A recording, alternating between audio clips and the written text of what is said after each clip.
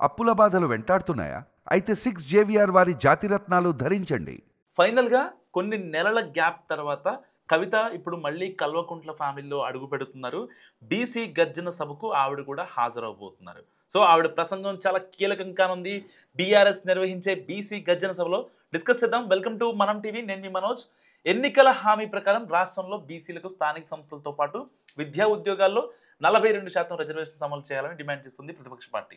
అయితే అధికార పార్టీ అంతకంటే ముందే అడ్వాన్స్ అవుతుండడంతో ఇన్నాళ్ళు డైలమాలో ఉన్న గులాబీ అధిష్టానం ఇప్పుడు క్లారిటీకి వచ్చి బహిరంగ సభ ఏర్పాట్లో ఉన్నట్టు చెప్తున్నారు. సో, బీసీ గర్జన పేరుతో పెద్ద ఎత్తున సభ నిర్వహించి ఇటు రాష్ట్రంలో అధికారంలో ఉన్న కాంగ్రెస్, అటు కేంద్రంలో ఉన్న బీజేపీ మీద ఒత్తిడి పెంచాలని అనుకుంటోంది బీసీ గర్జన సభ ద్వారా. సభను కేవలం బీసీ నాయకులకే పరిమితం చేయకుండా పూర్తి పార్టీ మీటింగ్లో నిర్వహించబోతున్నారు బీఆర్ఎస్ నాయకులు. సో, వర్కింగ్ ప్రెసిడెంట్ కేటీఆర్తో పాటు కీలక నేతలు, ఎమ్మెల్యేలు, ఎమ్మెల్సీలు అందరూ మీటింగ్కు హాజరవుతారు. ఇక్కడే ఒక ప్రాథమికమైన అనుమానం వస్తుంది రాజకీయ వర్గాలకు. అదేంటంటే, అభిప్రాయ భేదాలు ఉన్నప్పటికీ ఎమ్మెల్సీ కవిత పార్టీలోనే కొనసాగుతున్నారు. సో, మరి పెద్ద మీటింగ్, పైగా ఆమె బీసీ వాయిస్ను గట్టిగా వినిపిస్తున్నారు ఎప్పటి నుంచో. ఇలాంటి పరిస్థితుల్లో మిగతా నాయకులు అందరిలాగే కవితకు కూడా పార్టీ తరపున అధికారికంగా ఆహ్వానం ఉంటుందా లేదా అన్న అనుమానాలు కొనసాగుతున్న నేపథ్యంలో ఆవిడ వస్తున్నారనే ఒక ఊహాగానం తెరపైకి వచ్చింది. పార్టీ రజతోత్సవ సభలో చాలా అంశాలకు క్లారిటీ ఇవ్వలేదంటూ పార్టీ అధ్యక్షుడు తండ్రి కేసీఆర్కు కవిత లేఖ రాశాక మొదలైన గ్యాప్ రకరకాల వివాదాలతో పెరుగుతూ వచ్చింది.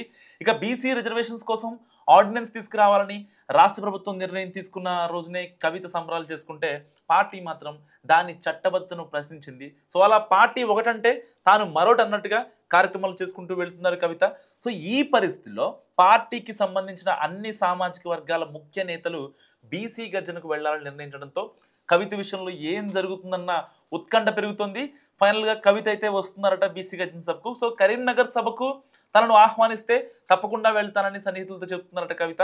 తాను ఇంకా బీఆర్ఎస్ ఎమ్మెల్సీగానే కొనసాగుతున్నాను కాబట్టి పార్టీ కార్యక్రమాలకు తప్పకుండా హాజరవుతానన్నది ఆమె వర్షన్. అయితే ఇప్పుడు బీఆర్ఎస్ అధిష్టానం వైఖరి ఎలా ఉంటుందన్నది ఇక్కడ బిగ్ క్వశ్చన్ అనమాట.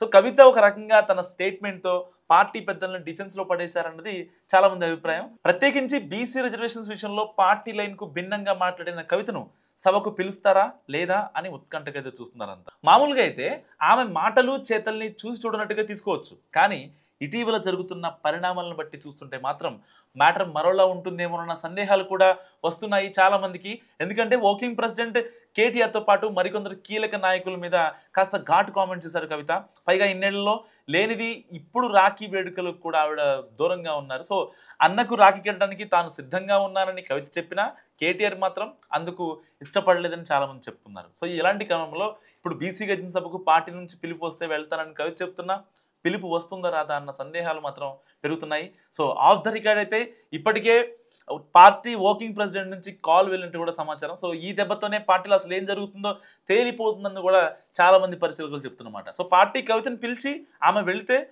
ప్యాచప్ వర్క్ మొదలవుతుందని, మిగతా విషయాలన్నీ టీ కప్పులో తుఫాన్లా మిగిలిపోతాయని అంటున్నారు. సో, అలా కాకుండా పార్టీ నుంచి కవితకు అధికారిక ఆహ్వానం అందకపోతే మాత్రం కథ క్లైమాక్స్కు వచ్చినట్టేనని కూడా అంచనా వేస్తున్నారు.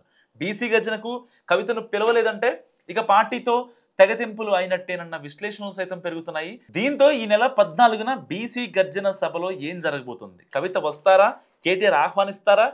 లేదా డైరెక్ట్గా కేసీఆర్ఏ ఫోన్ చేస్తారా? ఆవిడొచ్చి మాట్లాడితే ఏం మాట్లాడతారు? ఎందుకంటే బీసీ గర్జన సభకు ఆవిడ చాలా ఇనిషియేషన్ తీసుకున్నారు. సో, అలాంటి ఆవిడని మరి బీఆర్ఎస్ ఒకవేళ స్కిప్ చేస్తే ఇంకెప్పటికీ వీరిద్దరూ కలవరన్న ఒక ఏకాభిప్రాయం ఇటు పార్టీ వర్గాల్లోనూ ఇటు ప్రజల్లోకి డైరెక్ట్గా బలంగా వెళ్తుంది. కాబట్టి దీన్ని కట్టడి చేయాలంటే బీసీ గర్జన సభకు కవిత రావాల్సిందేనని అందరూ చెప్పుకుంటున్నమాట. సో, మరి కవిత బీసీ గర్జన సభకు వస్తుందా రాదా? మీరేమనుకుంటారో కామెంట్ రూపంలో చెప్పండి.